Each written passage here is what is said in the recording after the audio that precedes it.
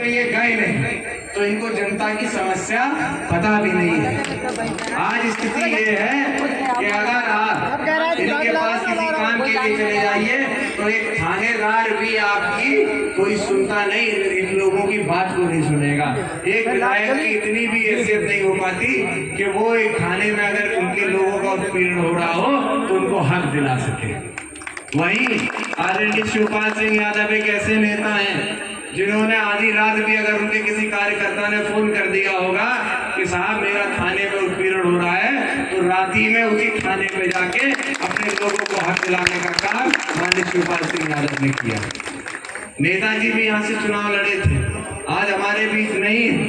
हम इस मंच से उनको श्रद्धांजलि देते हैं, लेकिन याद करिए वो समय जब समाजवादी पार्टी का गठन नेताजी ने किया था और उस समाजवादी पार्टी को जिसको यहाँ बैठे बुजुर्गों ने मजबूत किया, 50-50 पैसा 1-1 रुपया देके चंदा, उस पार्टी को आज आपने इतना मजबूत कर दिया कि भारतीय जनता पार्टी से अगर कोई भी लोहा इस उत्तर प्रदेश में ले रहा है, अगर कोई भी विपक्ष की भूमिका में लड़ रहा है तो माननीय अखिलेश यादव और आपकी समाजवादी पार्टी, अन्यथा सारी पार्टियां जो एक समय पे भारतीय जनता पार्टी के सामने लड़ने का दावा करती थी, आज वो पार्टी भी उनकी गोद में जाके बैठ गई है, वो भी सभी साथ उनके साथ चली गई।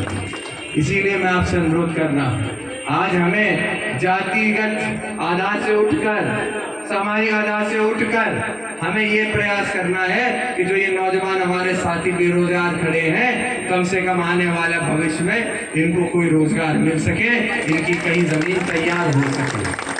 आज स्थिति तो ये है कि जो हम लोग देखते हैं, मूलतः हमारा देश किसान प्रदेश है।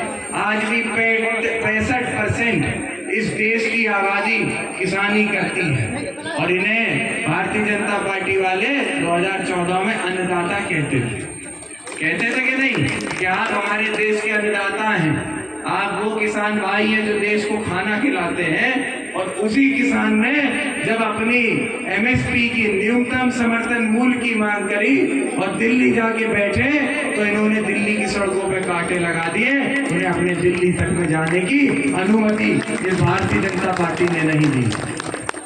आज ये लोग रियायती बनते हैं कि किसानों पे हम लोग काम करते हैं। आज किसान की क्या स्थिति है? 700 किसान आंदोलन में दिल्ली में मारा गया, कहीं किसी ने न्यूज वाले ने दिखाया? आज जिस स्थिति में, मैं ये नहीं कहूंगा कि 700 किसान शहीद हुआ, ये कहूंगा कि आज 700 किसान का परिवार अनाथ हो चुका है, उसको रोटी देने वाला कोई नहीं।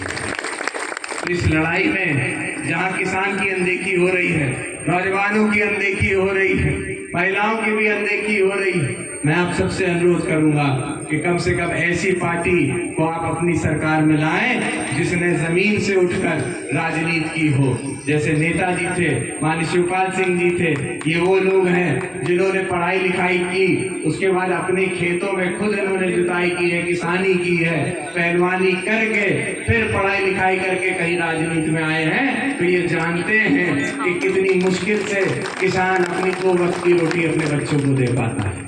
आज जहाँ खाद 1500 रुपए किलो की हो गई है, वही खाद का जो वजन था वो भी 50 किलो से घट के 40 किलो का कर दिया गया है। क्या बताइए, जहाँ 50 किलो की DAP की बोरी अगर 40 किलो की होती तो पैसा भी कम होना चाहिए था। जब वजन कम होता है तो दाम भी कम होना चाहिए था, बल्कि यहाँ हुआ उल्टा कि दाम बढ़ गया और जो कीमत तो बढ़ी गई, लेकिन जो वजन था उसको कम इन लोगों ने करके आपको हमको लूटने का काम किया। आज जो नौजवानों की स्थिति है, याद करिए एक समय पे जब ये 2014 में सरकार में आए थे तो मोदी जी मंचों से कहते थे कि मैं आपका देश का चौकीदार हूँ, चौकीदारी करूंगा। लेकिन सच्चाई तो ये थी कि आज जो नौजवान बेरोजगार खड़ा है उसको चौकीदार बनाने का काम मोदी जी ने कर दिया। आज हर लड़का, हर बुजुर्ग जो खेती करता है वो अपने खेतों की रखवाली कर रहा है, खेतों की चौकीदारी कर रहा है कि कहीं हमारा पशु आके आपकी फसल को नुकसान न पहुंचाए। आज देखिए हम लोग जब निकलते गाड़ियों से तो खेत में दिखती चारपाई टंगी हवा में।